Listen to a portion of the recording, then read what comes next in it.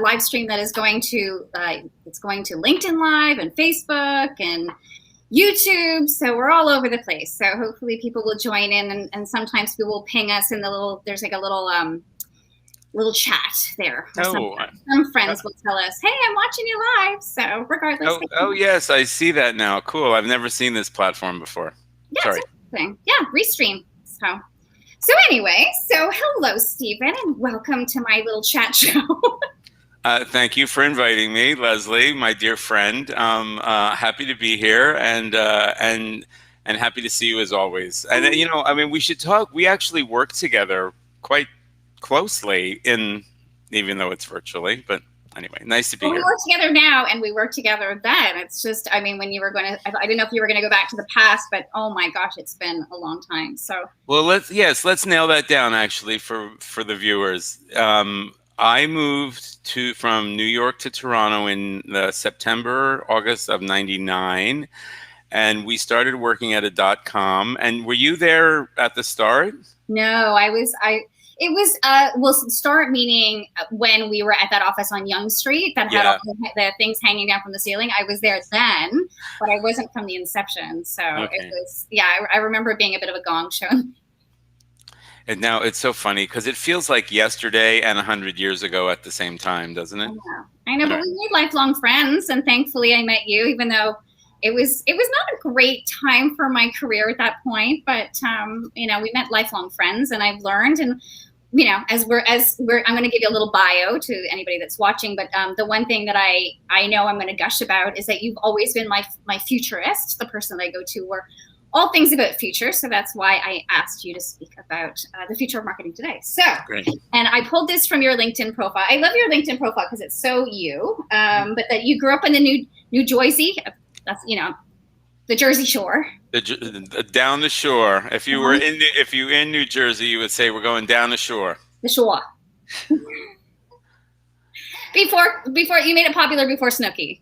I did, and I will tell you, I saw, and I'm sorry, I'm going to step over your intro, but I'll finish up quickly.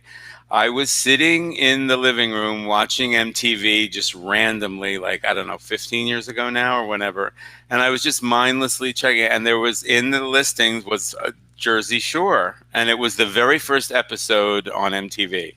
And I remember watching it and my chin just dropping, right? Because it was, at the time, it was very controversial. Sorry, anyway. No, it's but probably very stereotypical in some ways, right? So it just sort of fit the mold, right? And they're still on the air. I don't know if you know that. They're still going. They're all looking plastic now, but they're all very different versions of the ones that showed up way back when. But gosh. Anyway, well, me, I love all things New York, so that's one of the reasons why we hit it off, because I'm a huge New York girl, loved it.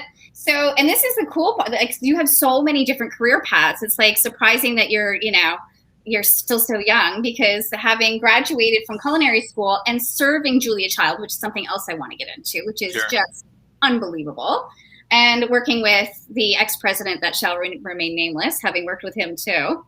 And then, so here in your bio says that you served and met Miss Julia Child, and had an original recipe featured in the New York Times Magazine. Excuse me, thank you very much. My poor mother, bless her heart, she my parents, like, that was a big thing to get. Kidding. And I didn't make many friends within the kitchen because the phone rang, and it was Craig Claiborne's assistant. Craig Claiborne was a famous writer in the New York Times, a food writer and television personality. And the phone rang, and it was Craig Claiborne's office, and they wanted to talk about this dessert that someone had at the restaurant. And I didn't even like the dessert, to be honest with you. But anyway, it led to the article in the New York Times Magazine, which was super cool. Yeah, not a bad thing to sort of hang on your, like, wall of fame, for sure. Not too bad. And then you came up here, as you said, like in the .com, which was just crazy times, because that's when we met, because I started in digital, and a little bit in digital back in 96, 97, which is insane. I was considered a techie because I knew HTML, right? I know we were. It was so funny now you look at the technical skills that were in place at that time. Let me explain how I went from cooking to.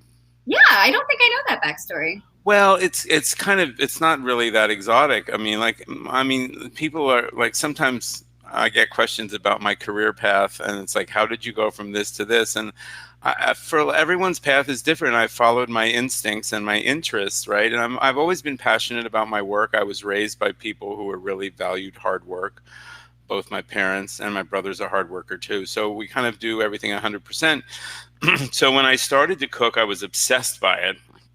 And I watched Julia Child like a fiend, and television after television, show after show. And then when I went to culinary school, she was an advisor to the program. So it was just circumstantial, but she I got a prestigious job at a prestigious kitchen while I was in my second year, and it was just dumb luck in many ways. I was assistant pastry chef at one of the best restaurants in Boston at the time, and she knew about it and was impressed, and she ate at the restaurant. She had the chef on her television show, blah blah blah. But she was an honored guest at our graduation dinner, and I was the waiter. Like we had to take waiting classes, and I looked good in a cummerbund or whatever. I can't remember what we wore. Polyester tuxedo jackets, I'm sure. And Paul, her husband, was still alive. He was very old. They were quite old, as you can imagine, but she was still herself and super tall, still 6'4", 6'3", towering woman. And she was that yeah, tall. Yeah, she was a very tall woman, and it was still at that age, of course. And her speaking voice was just like that on television, that she got ridiculed on Saturday Night Live, like blah, blah, blah, blah, blah. But she was charming, gracious, and authentic. And I have my signed menu from that night has with "Best of Luck, Julia Child." So it's one of the things that I treasure most. But anyway, okay, so cooking, loved cooking, worked for Donald Trump in Atlantic City, worked at a couple restaurants, fine. And then I bought a Macintosh 2 color, the first color Macintosh. I'm dating myself now, but I'm dating myself. I'm 100 years old. But in 1987, my mother and I drove to Toms River, New Jersey, and spent $7,000 on a Macintosh 2. I had never touched a computer. So taught myself Photoshop 1.05, I think. Oh God! Now, and everything was on floppy disks. I'm going to stop talking about this now because I feel 100 years old.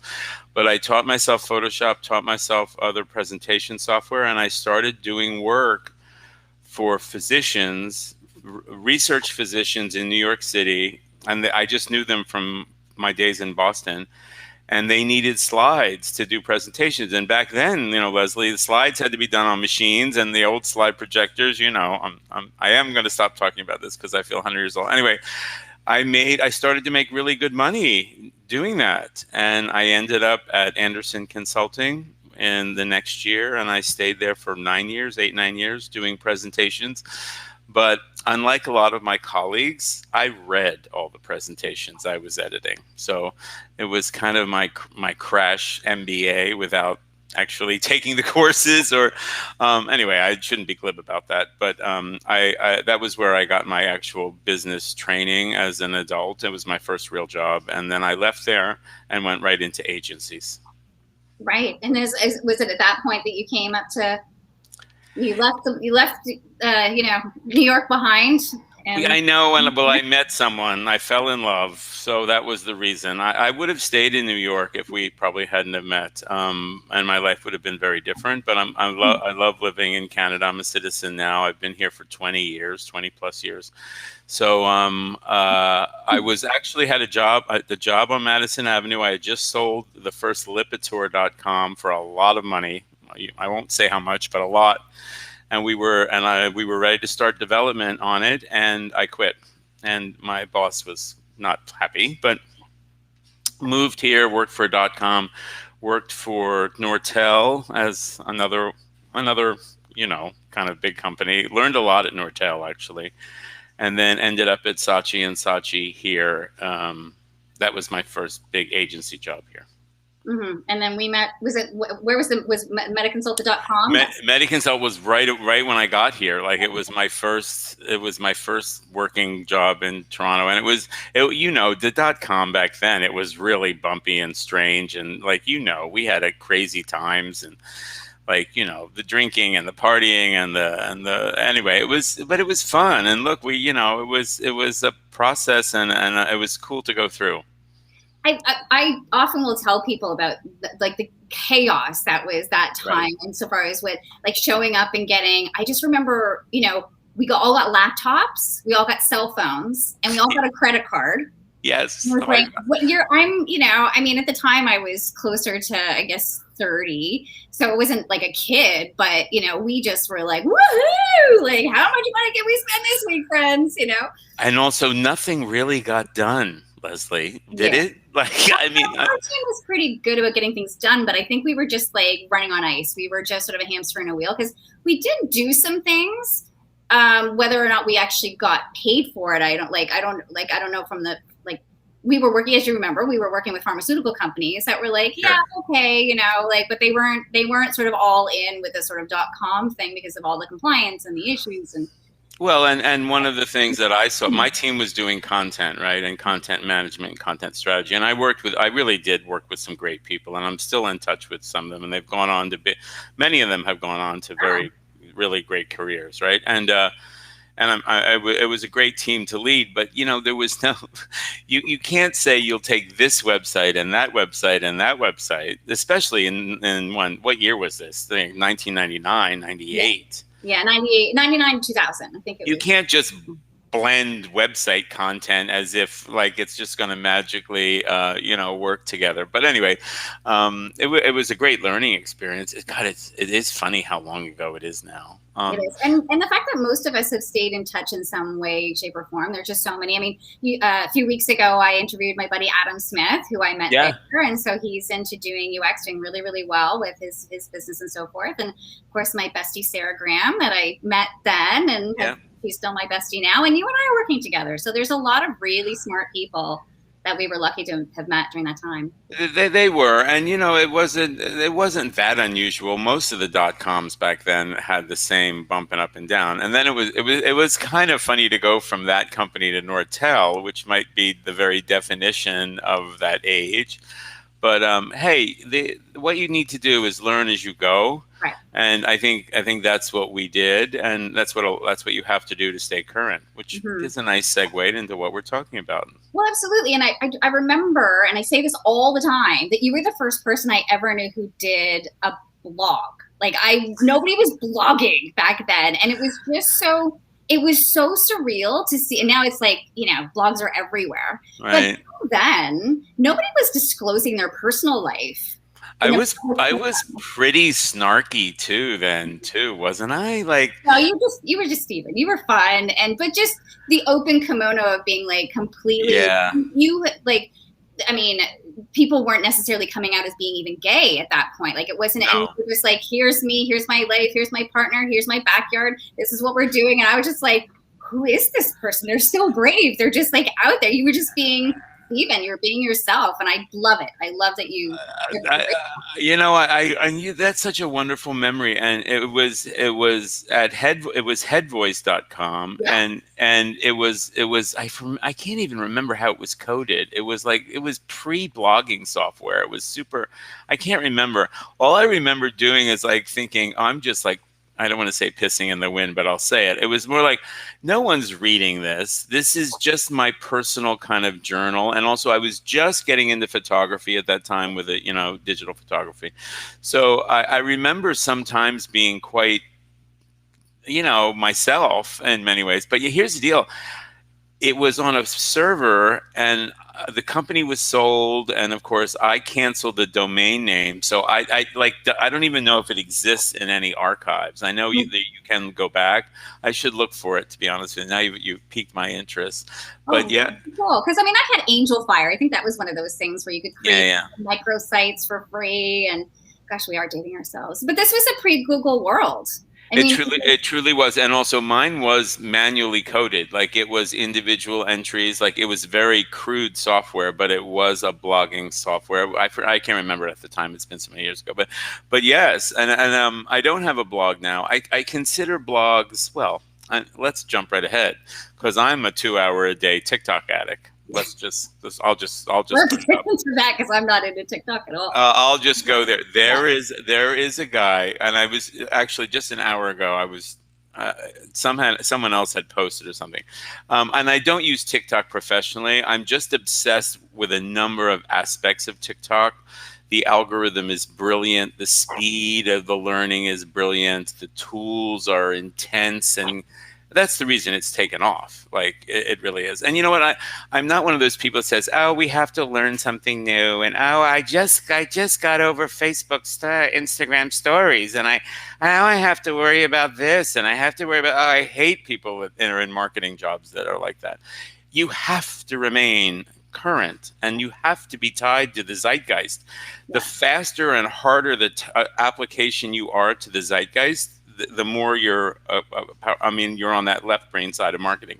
God, I'm getting all deep all of a sudden. But the amount of hysterical and compelling content on TikTok is it blows Twitter out of the water, unfortunately, because the tools are so powerful. I'm lecturing, but I was to go full circle to talk about marketing on TikTok.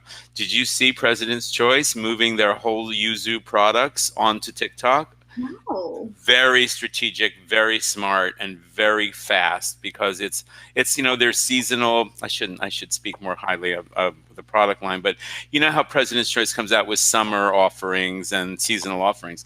This is a whole line of Yuzu favorite, like citrus flavored products, cheesecakes, the dressings, basing stuff, and they're all over TikTok. Like boom. Huh. That's interesting. Anyway. No, it's fascinating, right? Because we can reverse engineer that and talk about strategy and all that other stuff. But then we're going to be and also there's so many platforms. I realize it can seem overwhelming, and but for people that just say, "Oh, I don't have time for TikTok," and everything, I still urge you to check it out because it is truly a phenomenon. Well, yeah, and that's the thing that's so overwhelming for me. We probably talked about this before, and Liz Oak and I were talking about the fact that it is. So, I mean, when we started in social, It was Facebook, it was Twitter, there was very limited, and now there's just so much, and it's just impossible to stay on top of it all. I love Liz. I worked with Liz, and we did a consulting engagement where we were telling one client, you don't have to do every platform. Like that's the catch-22 for a lot of these situations, is just because there is a new platform, you think you as a brand or a company or an organization even has to be on it. And even not for profits or whatever, and that is not that's a fallacy. And it's what you should do is choose one or two, or choose the ones where your target is clearly living. That's another one too, right? Segment. Where is your segment? If and do some research about that more than just a focus group of one.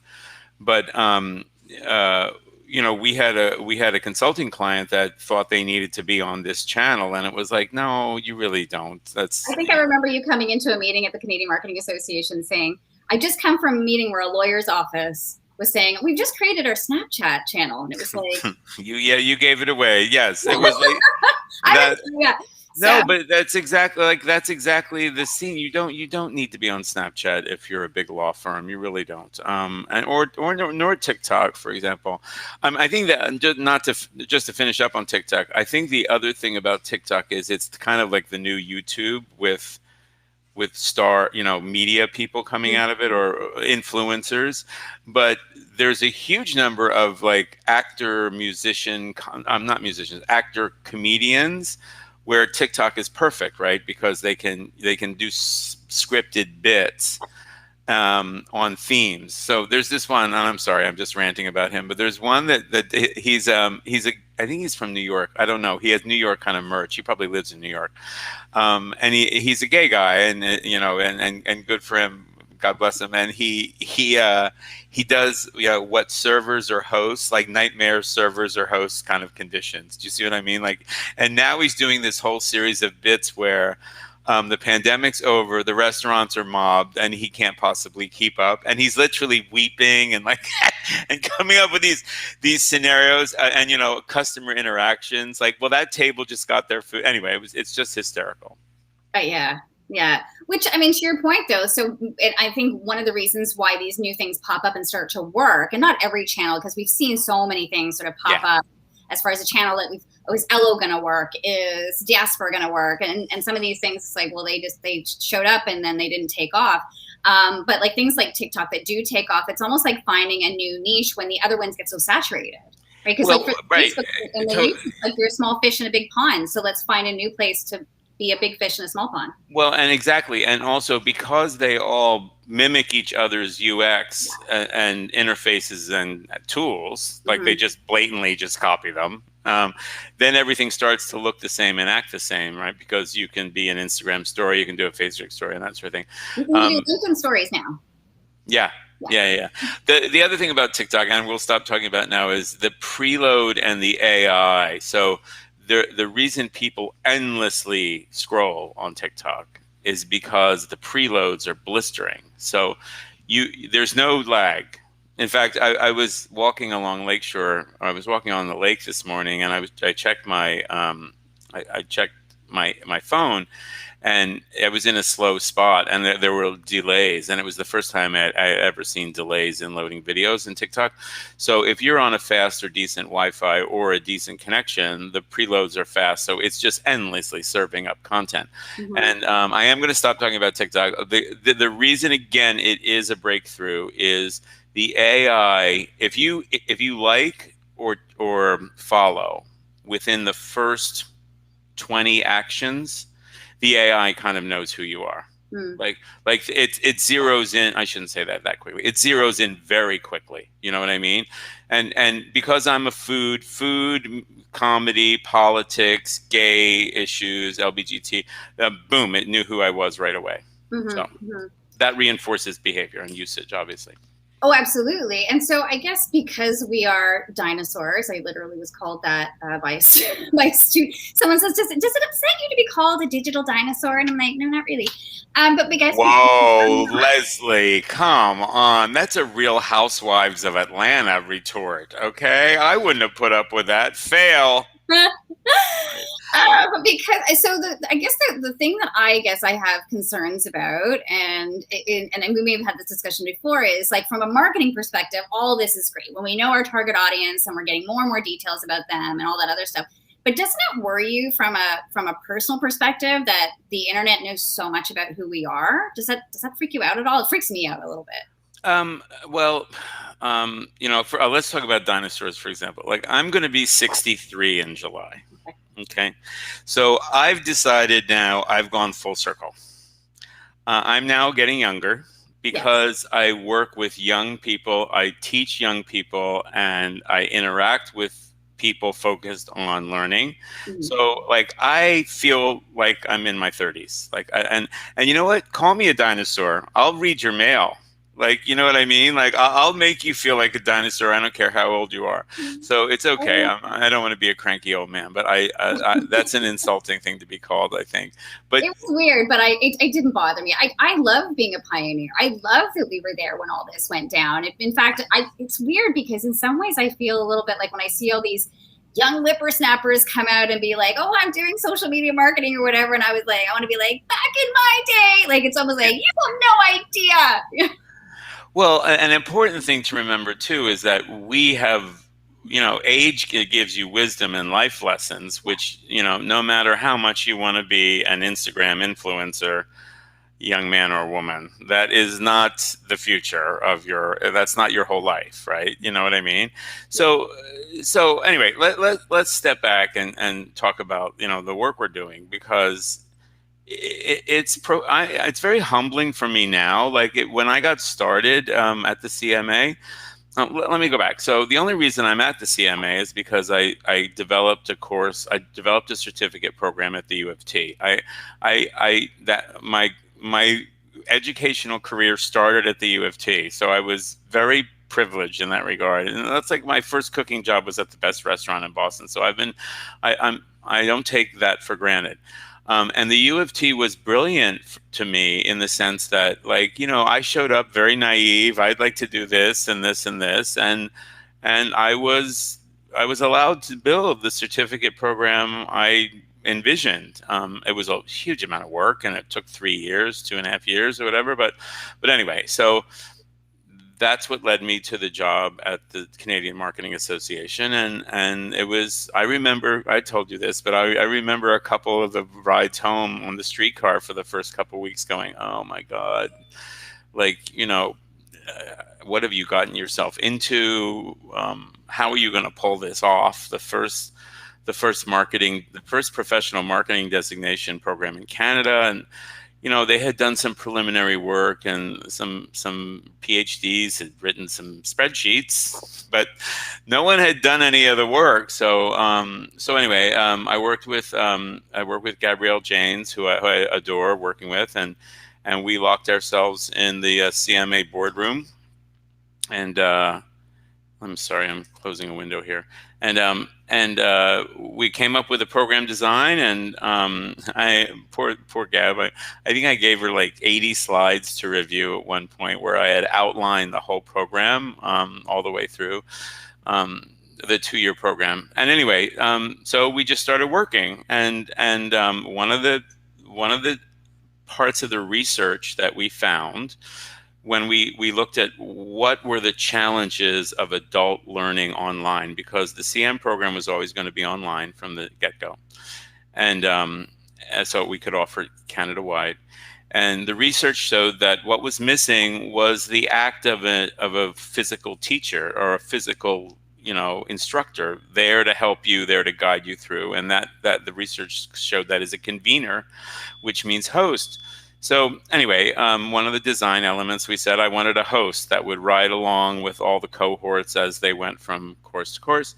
And then we found out like the average video time the engagement was 4 minutes and 16 seconds or something, and meanwhile, everyone else is doing 40-minute lectures, and it doesn't take a rocket scientist to say the research shows 4 minutes and 16 seconds, and we're doing 45 minutes. Like, so that you can. Crazy though that Stephen, that our attention span is less than a goldfish. I mean, that is just also, that number is dropping, as you may know. So anyway, we cooked that into the design of the program, and also we made the decision to develop the curriculum as teams and to teach in teams. And I'm super proud of that.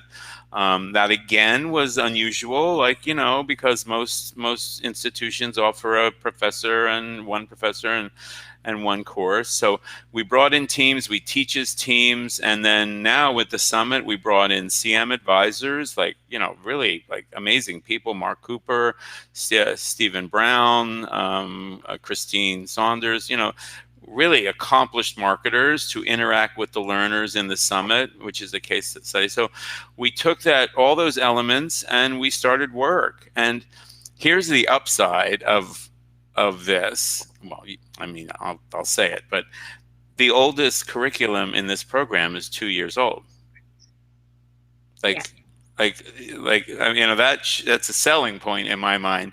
It's new curriculum, but it's designed to be taught in an applied manner by marketers. It's not out of a textbook. We wrote every single word ourselves. We wrote, you've been along for the ride. Anyway. Yeah. No, it's so impressive. And I remember when you were explaining this to me, and I was so excited. I'm like, I just want to be a fly on the wall. I just want to make and then you're like, well, honey. I remember it clearly. We always would check in and have lunch. And oh my God, wouldn't you like to be at Barbuca right now? Oh, let's go. I'm sorry. Look, we even look like we could be at Barbuca. Sorry, folks, but we're in a pandemic still here in Toronto, and we're just getting a little rammy.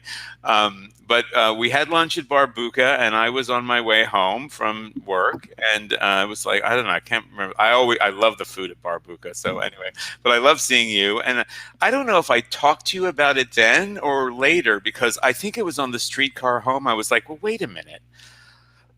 Leslie is Well, you were teaching also at the time, like, you know what I mean? This is not like I'm just not pulling, someone out of the woodwork. You were teaching at the time. You had been teaching for a while. So I just I knew you would be the right person to start off this role. And have you enjoyed it? I love it. I mean, I love doing the videos and interacting with people and sort of just being on the ride with them in a way. Yeah. It's been really kind of fun for sure, especially seeing the first graduates. I feel like I'm sure you even feel like more proud of a papa than I am. But when we had the Canadian Marketing Association, the event that we had, The reception. The reception last week, and they were there's our star marketers, and I wanted to be like, there's my babies, like even though I had nothing to do with the success. No, you absolutely did have a lot to do with it. And didn't they say wonderful things? Oh my gosh, they were amazing. Really good. Leslie, you can't pay for that. These are people giving us their honest testimonial. What did Fred Chenoy said in the rehearsal? Fred Chenoy, I mean, I don't know, should be using names here, but he said it.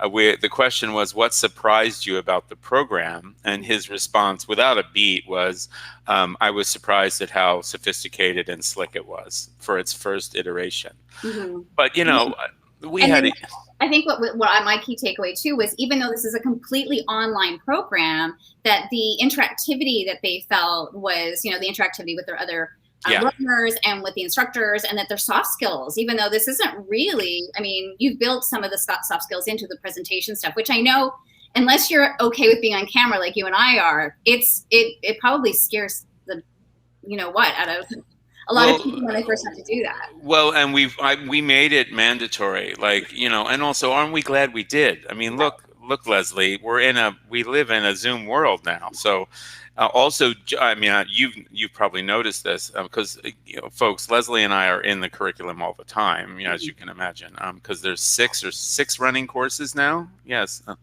Anyway, it's kind of hard for me to remember that there's that much out there because, one of the lead instructional designers, Kathleen Murphy, she told me, she said, Stephen, at one point you're going to forget where everything is. And I was like, I think we were in core 2 at the time. I was like, Kathleen, I will always know where everything is. Because now I've started development on the analytics elective last week. And of course, now I don't know where anything is. So I have to kind of manually find things.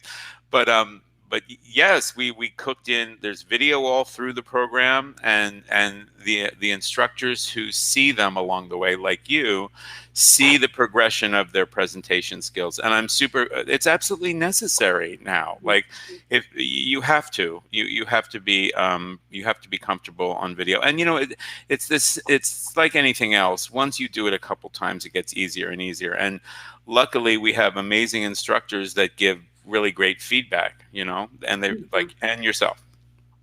Yeah, it's a pretty cool how all the parts seem to end up moving really, really well together. And you're right, you've picked the cream of the crop as far as the Canadian marketers that are out there providing the instruction. I mean, there's nobody out there that is better, in my opinion, than. Well, let me, you know what? Hold on. Let me list them. I'm going to go through and list them all and thank them. Richard Toker, Emily Bailey, Lizette Gilanis, Jeffrey O'Leary, Wendy Boyd, Vicky Wachowski,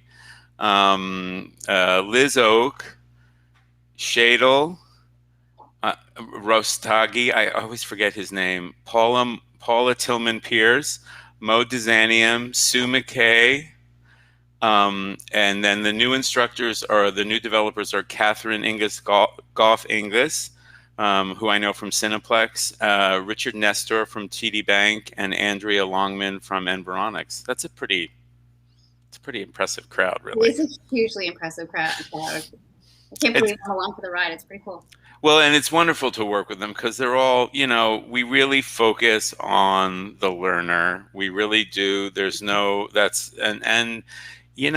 say this, but maybe people might not think it, but we don't have the overhead of a big university or layers of admin or tenured professors, or that could be, you could view that as a downside, but it's a lot of agility as far as I'm concerned. We can do kind of what the team wants, and it's all applied marketing. You know what I mean? So I don't have many political issues, and I have wonderful, TD Bank and Environics and Methodify sponsors, and you know what I mean. I'm very lucky in that regard.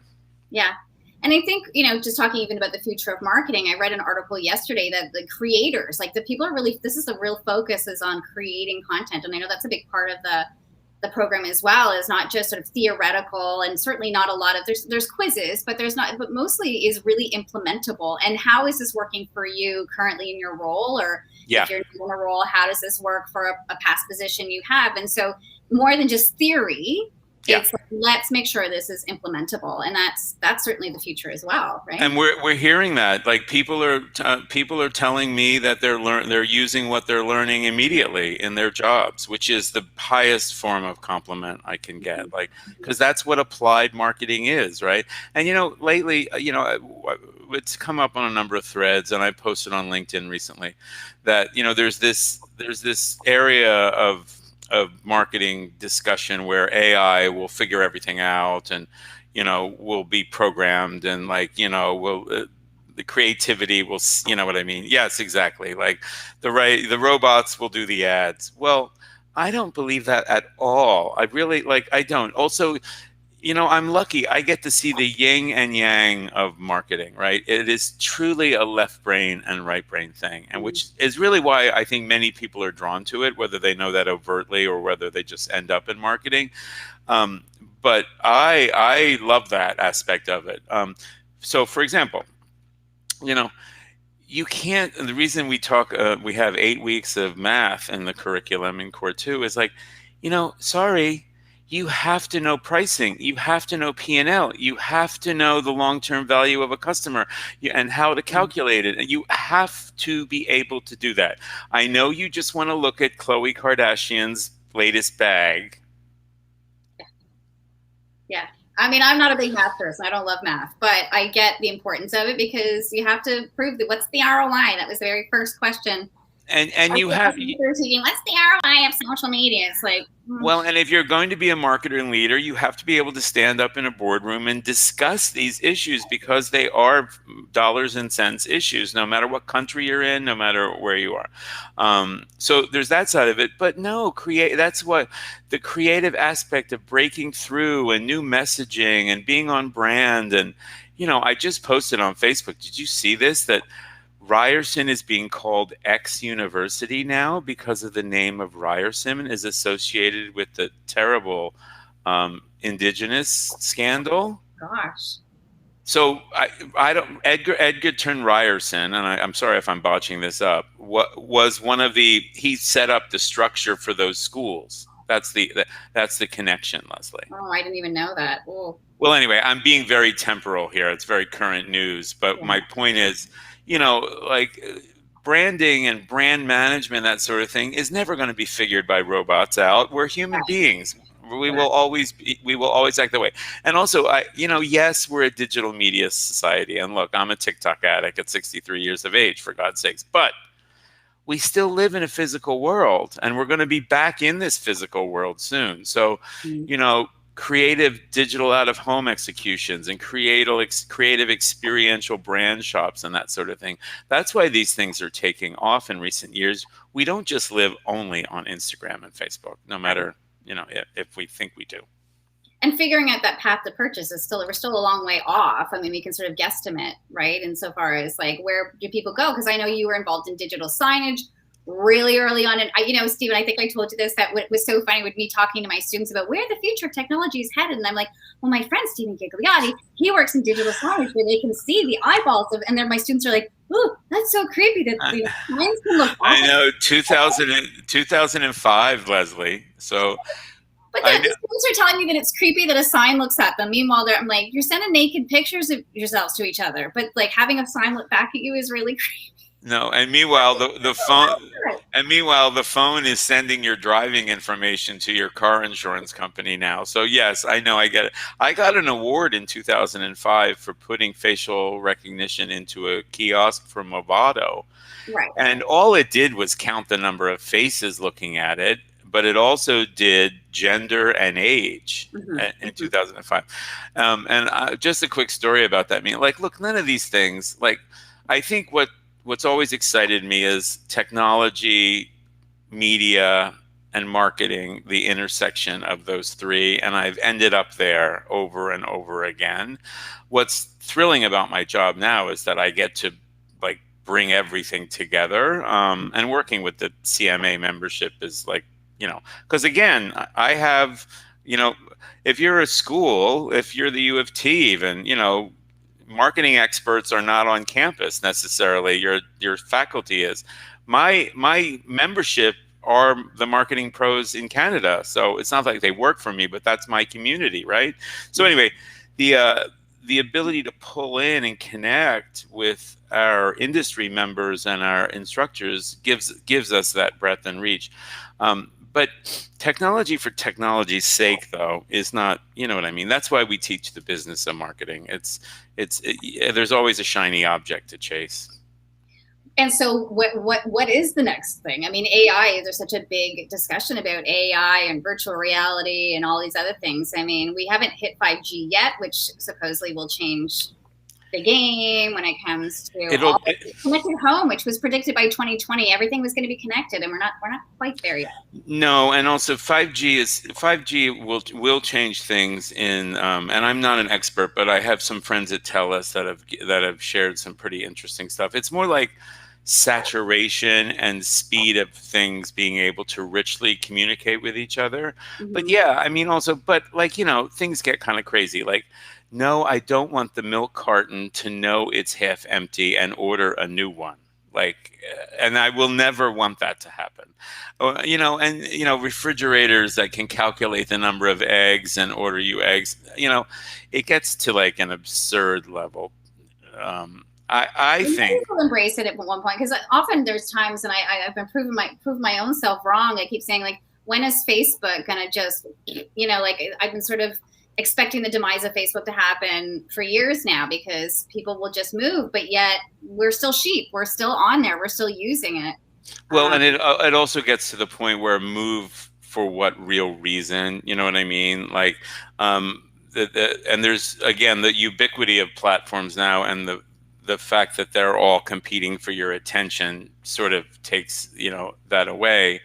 And then I don't the trend to mobile is not a trend. It is like it's where we're going anyway. mhm.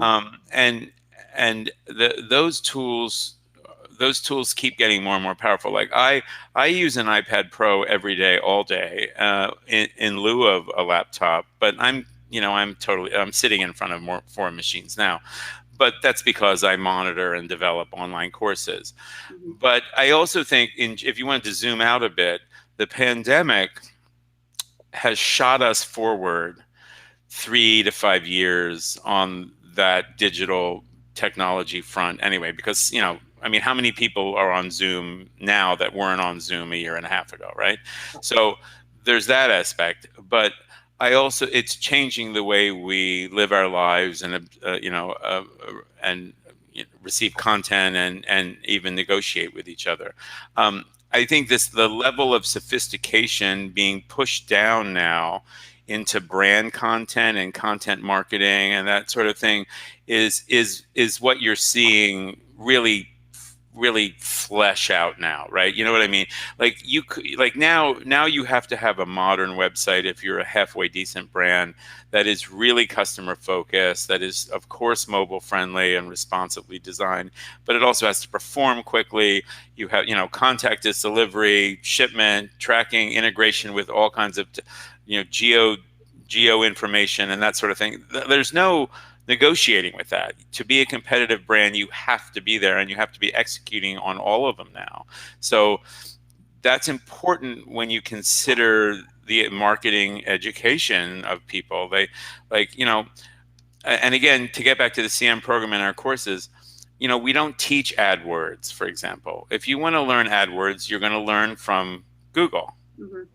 And that's where I would suggest you learn. But if you want to hire the person to run the AdWords campaign, that's another thing. Right. Yeah. So with creators, and because we've all become brands now, I mean, that's where the shift happened, and mass media, for all intents and purposes, is really dead. I mean, nobody's reaching the masses the way that it used to happen, right? Everybody's sort of in these little silos, and it's actually it's a dangerous time in that regard. Like the death of local newspapers and local radio stations and local, like even like News Talk 1010, like firing or losing half its staff recently. Like I was upset. Right.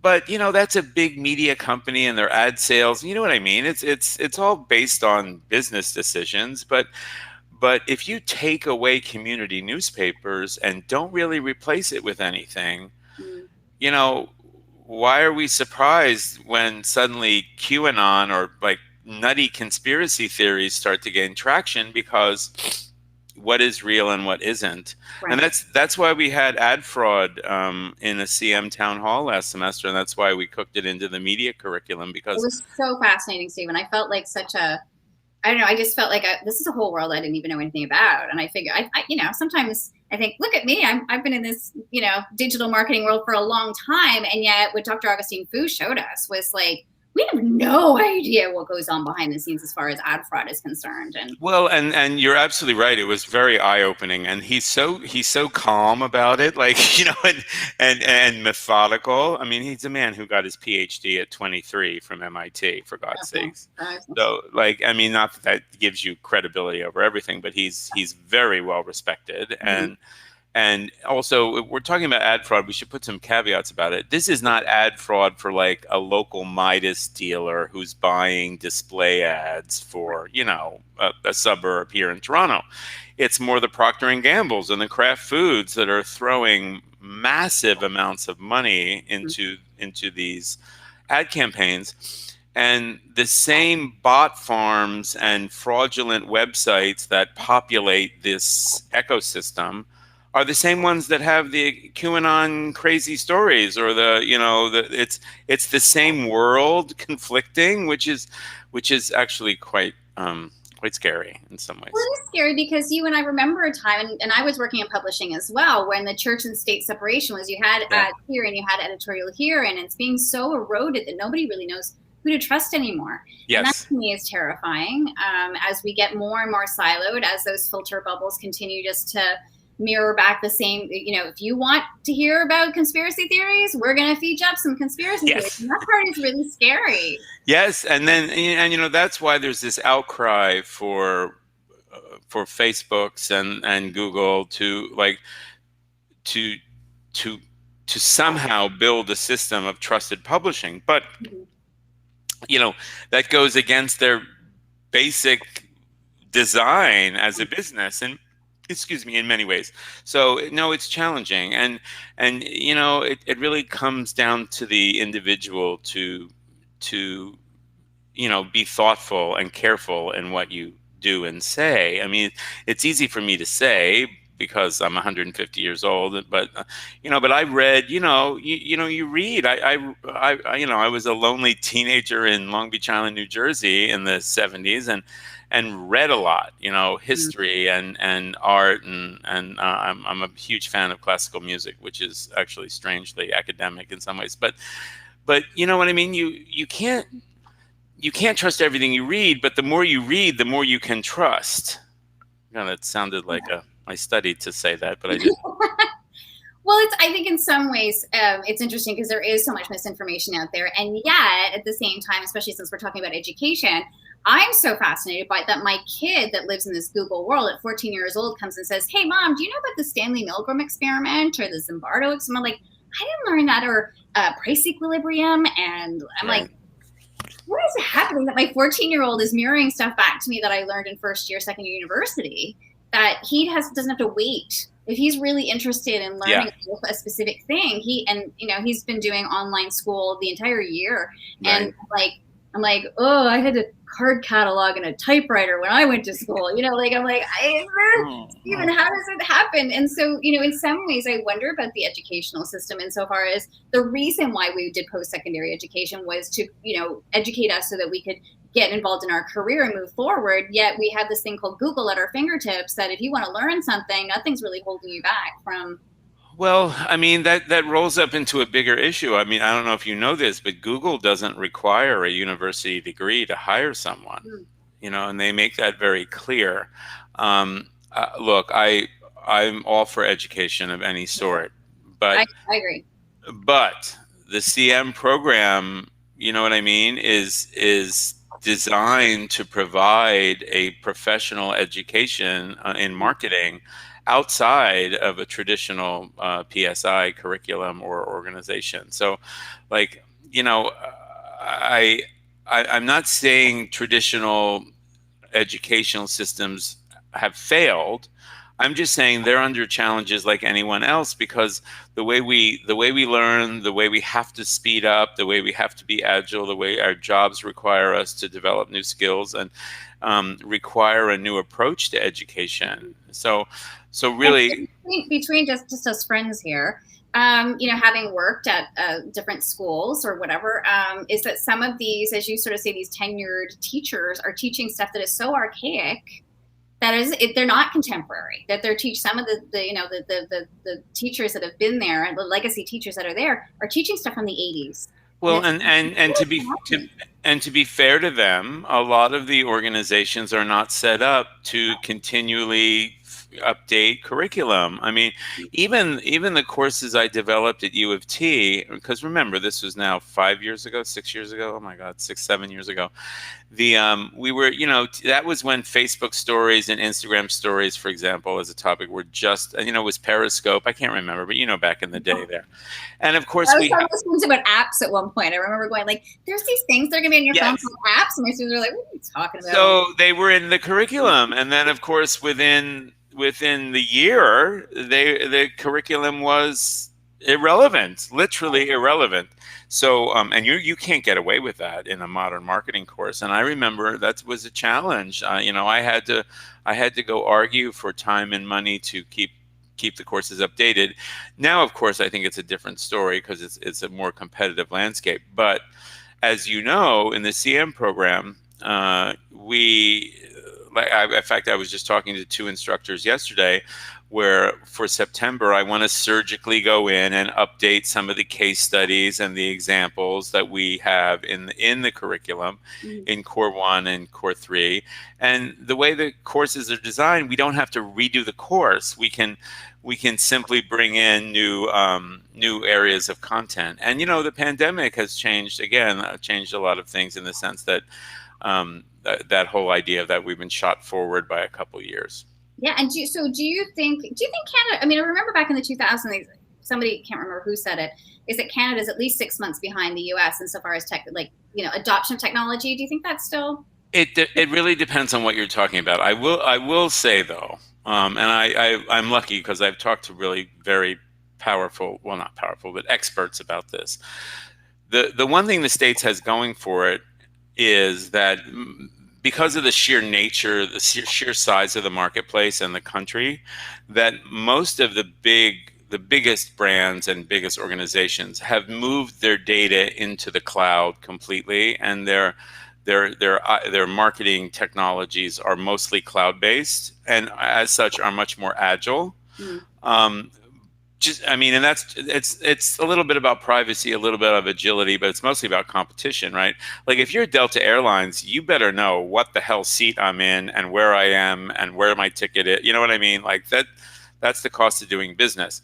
So that being said, they're in general, and I'm generalizing now, they're able to make quicker kind of campaign deployments and targeting decisions and segmentation analysis and that sort of thing, just by the sheer fact that everything's in the cloud and more integrated in that way. But again, I don't think there's a big difference here. And also, Canada is more of a test bed for certain things. Right. So we get the other side of that, meaning like if something's been tested here and it goes well, and that's not just a product, that can be a service or a technology, right?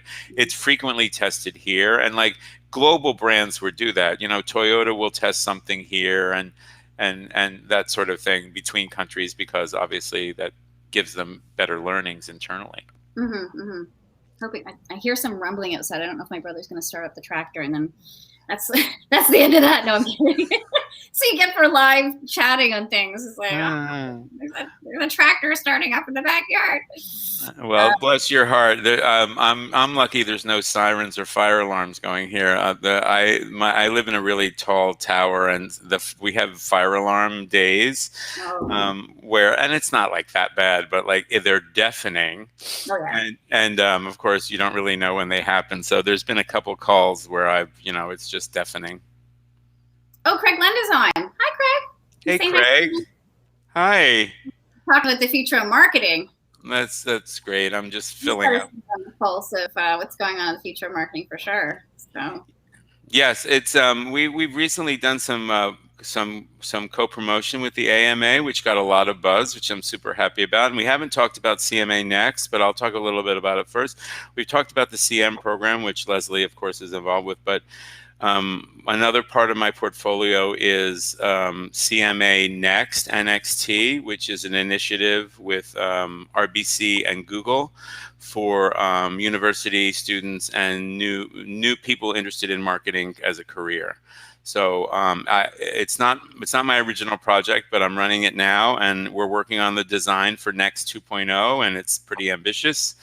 So it's an exciting program, and I've had some amazing experiences with the brand ambassadors, and we've gotten a mentoring. We've co-partnered with a mentoring program that AMA runs, and anyway, it's great to interact. I did a case study at York University, and it was so much fun, Leslie, to see how serious they took the work. And we had a brief, and they did presentations, and one of the professors was a judge, and then someone from RBC was a judge, and it was amazing to see the level of work for university students, because again, marketing is a fascinating career, and if you're passionate and wired for that way, you want to get into it as early as possible. And it's ever changing. I think that's what I love. Craig's saying that the young marketers are loving the CMA Next content. Yay! Yes, and we have, we have to get back in studio to develop content. I miss studio. Listen to me, but Leslie, we did video shoots 4 or 5 days at a stretch for both CM content in individual courses and also studio-based content for Next. And I'm looking forward to getting back to doing that. Yeah, and I love to see the collaboration between the CMA and the American Marketing Association. I think that was a really cool thing, because ultimately, at the end of the day, it's all about laddering up and bringing everyone together to be better marketers here in Canada. So I think that's really, really cool. Yeah, it got a lot of great buzz, and I'm very happy about that. I've been lucky, with the president's reception this month, and see the first graduates for CM. It's very humbling. It really is, and we were toiling away there for a year or two with under the radar. So it's nice to have the word getting out about the program. And it is challenging. I remember you and I sitting through the presentations for the summit course just a couple months ago and thinking to ourselves, could we even pass this course? I don't think I could. It's that good. I mean, the stuff that they were presenting was just, I was gobsmacked. I was just like, oh my gosh. I think we're running out of time, but I have good news about that. The good news is 2 of the graduating class, I won't say their names, have gotten jobs based on their final presentations. Oh, wow. That's not really that surprising. Not really surprising, because I mean, honestly, just absolutely in awe of the caliber of what was presented, and just the level of competency from so many of them it's so impressive, and it's exciting, right? I mean, that's for me the harder part of the students that don't care. Those are the ones that I'm like, oh, that's the part that's hard. These ones are fully immersed. They're really committed. They want to do Yeah. their best, and it's really exciting to see the potential of where things are going for the future of marketing. And I think the one thing that I kind of want to maybe, I don't know if to wrap up with, but like to really talk about, like, you know, back in the day of early marketing, it was really about me, the most important person, me being the brand. And now it's really shifted to you, what's important for you, what's in it for you. And as you know, I think, I don't know if I introduced you to Brian Solis, who said like that social media is much more about sociology and psychology than it is about technology. Yes. And that's when I went, oh, that's why I get this stuff. It's about people. You turned me on to Brian Solis, I think. Did I tell you I met him a number of times? I know, I'm so jealous. I know. Also, I would love to have him as a speaker in the program, but he comes with a rather hefty fee, I think, Leslie. I'm sure. But he's charming man, and yes, and that's why I'm not worried about AI either. You know what I mean? The yin and yang of marketing will always require smart humans. So it's great, and thank you for helping me build this community. It's been a lovely path together, and we're really just getting started. I know, it's so kind of cool, and I think the one thing that I remember you saying very early on too is that digital isn't a silo. You know, I think that was pretty futuristic when you're creating this. That I made a stink at the U of T, and I took it out of all the names of my courses. I took it out of all the descriptions, and people were saying, why? Also, we don't use the word digital in the CM program at all. Right. We really don't. It's just marketing, and it's marketing skills. And where the future is headed, we just got to be nimble. I think you mentioned that it's really about continuing to further challenge ourselves on what do our consumers want. Show up and pay attention. That's it. That's your parting words. Your last. Well, I usually like to ask if there's a mantra, a belief, a motivational phrase. I think you just got one. I think so. Just keep. Also, it doesn't matter how old you are. Keep showing up and keep paying attention. Yeah. Pay more attention and listen. Yeah. All right, lovely. I always enjoy spending time with you, and sooner or later we'll do it on a patio with a glass of champagne, young lady. Yes, absolutely. So, if people want to reach you, Stephen, how do they reach you? Oh God, you can find me anywhere, but at Ghigliotty on Twitter is the kind of the best way. And using Twitter? Yeah. Actually, I prefer Twitter for like DMs and that sort of things. But I am a bit of a TikTok whore these days. But I'm not generating content, so that's why I won't tell you what that is. But my name is spelled so strangely, it's easy to find me. Yeah, and also obviously on LinkedIn. Yes. And people can look at the Chartered Marketer Association the Chartered Marketer Program. Charteredmarketer.ca if you want to know more. And yes, I'm on LinkedIn all the time, like you. Yeah. Well, thank you so much for taking the time to chat with me, Mr. Ghigliotty. Leslie, anytime. I'm a proud. But it was with that saying, I'm Leslie Hughes, and I'm a proud charter marketer. There you are. My God, that comes off your tongue so easily. Bless your heart. All right. You have a great day. Thanks so much. We'll talk to you soon. Okay. Bye. Okay. Bye.